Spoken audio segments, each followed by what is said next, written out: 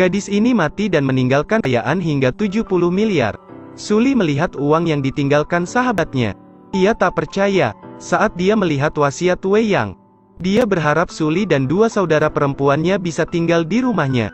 Pada akhirnya Suli tidak bisa menahan air matanya. Ini adalah keinginannya yang baru saja dia ceritakan. Tinggal di sebuah rumah mewah. Dia menunduk dan terisak. Gadis itu bernama Suli. Dia hidup dalam kemiskinan sejak kecil. Sang ayah terlilit hutang. Dia melarikan diri ke luar negeri, meninggalkan istri dan 3 anak perempuannya. Tapi ibu Suli pun tidak dapat diandalkan. Pada malam hari ia mencuri uang sekolah anaknya. Ini adalah uang yang diperoleh mereka dengan susah payah. Mereka berusaha untuk masa depan mereka. Siapa sangka ibu mencurinya dan kabur ke luar negeri. Dia mengatakan itu karena hidupnya belum nyaman. Sekarang ia ingin menjalani kehidupan yang baik. Keesokan paginya Suli melihat surat yang ditinggalkan ibunya. Ia langsung menangis. Dia akan berusaha mendapatkan uang sebelum akhir pekan, untuk mewujudkan mimpinya belajar di luar negeri. Tapi adik yang baik mengatakan ia tidak mau pergi ke luar negeri. Ia benci melihat 2 kakak hebatnya berusaha keras untuknya. Mereka saling memandang dan memutuskan untuk mencari uang. Suli datang ke perusahaan, meminta uang muka gaji tetapi ditolak. Karena keluarganya yang miskin, dia sering dipandang rendah. Satu-satunya orang yang tidak membencinya adalah Wei Yang. Karena kepribadiannya dingin jadi dia dijauhi oleh semua orang. Dia mengatakan hari di saat ibunya meninggal, ia baru mengunjunginya. Hanya Wei Yang yang baik hati untuk membantu. Setelah itu ia mengatakan bahwa dia memiliki sedikit tabungan. Dan itu cukup untuk pinjaman sementara. Dan menyuruhnya untuk tidak mencari bos pelit itu lagi. Mereka pergi bersama. Suli memakai sepatu lama. Saat berjalan beberapa langkah, hak tingginya patah.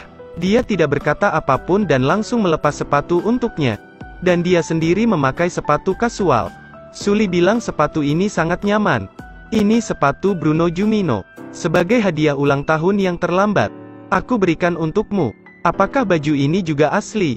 Itu palsu. Meskipun palsu dan tidak ada mereknya. Ini sangat nyaman. Kamu terlihat seperti wanita kaya. Dan dididik dengan cerdas sejak usia muda. Wei Yang meluruskan baju Suli. Wei Yang terus berpura-pura dan menutupi identitas aslinya.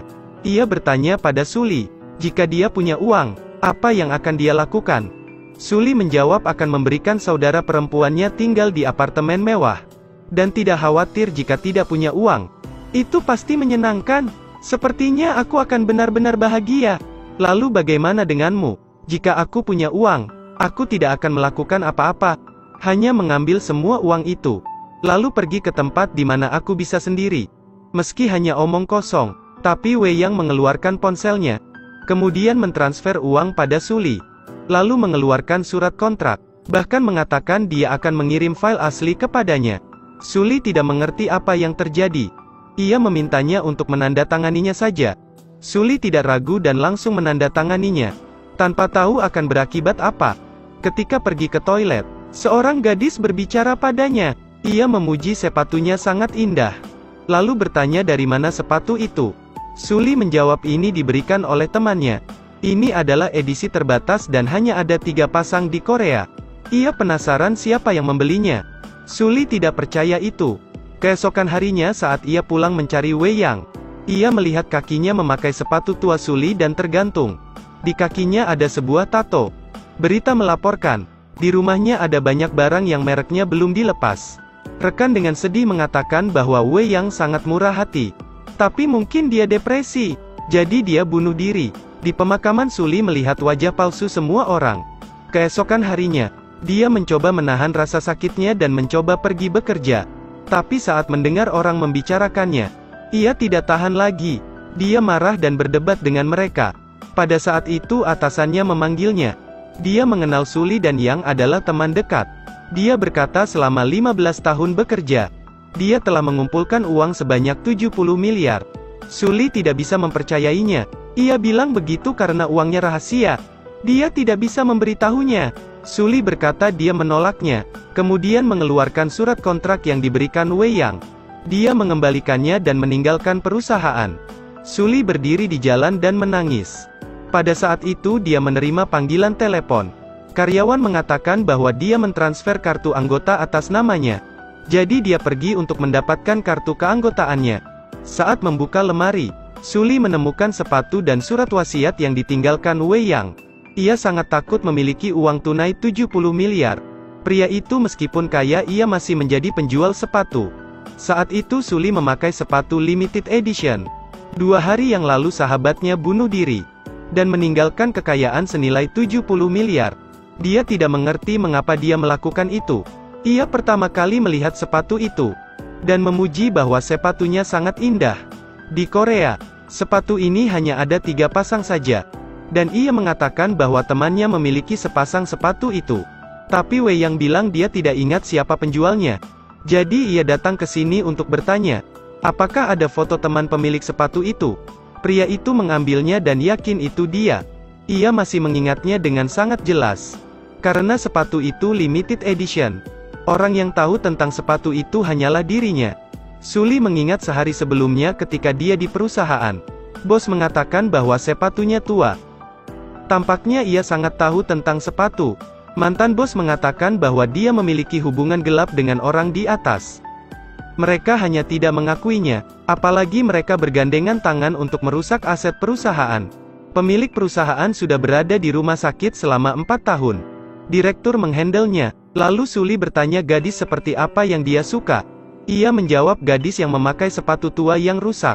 Tahukah kamu kenapa ia berbeda? Karena dialah yang dipilih oleh direktur.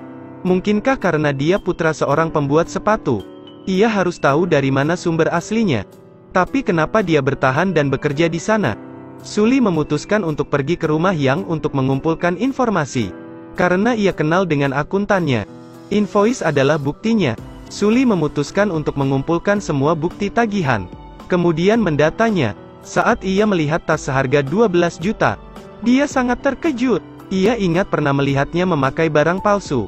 Dia menyuruhnya untuk tidak membawa tas palsu ke perusahaan. Karena seorang akuntan harus rendah hati. Jika berlaku sombong itu sangat tidak bijak. Sekarang ia mengerti. Kenapa Yang sering memakai baju yang sama saat pergi bekerja. Itulah sebabnya ia kaya. Ternyata Wei Yang tidak senang pamer harta. Ia perlu memberinya pelajaran. Suli bertanya pelajaran apa? Misalnya, ketika kau bermain game, kau harus memiliki kartu permainannya. Suli belum memahami sumber masalahnya. Dia memutuskan untuk mencari akun media sosialnya. Foto sepatu hak tinggi itu menarik perhatiannya. Ia terus menelusuri dan menemukan alamatnya di sana. Tanpa diduga ia menemukan akun orang lain memposting gambar yang sama. Sepertinya ini identitasnya. Dia ada di Singapura. Ia teringat kembali pertemuan pertamanya. Mereka berkenalan dengan sangat cepat. Tapi hingga kini dia tidak tahu identitas aslinya. Cerita pun berakhir. Terus ikuti Edelweiss Review untuk mendapatkan update cuplikan film berikutnya.